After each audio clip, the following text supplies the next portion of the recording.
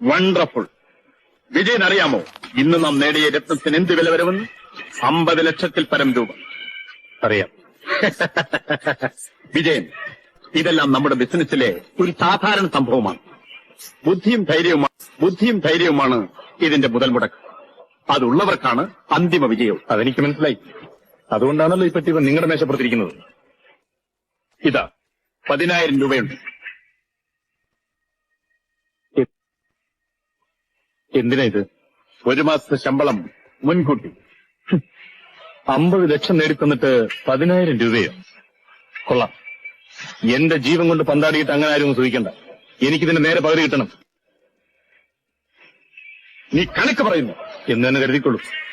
പറ്റണമെങ്കിൽ പറയൂ. ഞാൻ കൊണ്ടുവന്ന സാധനം അതിന്റെ യഥാർത്ഥ ഉടമസ്ഥനെ ഏൽപ്പിച്ചേക്കാം. എന്തു പറയുന്നു?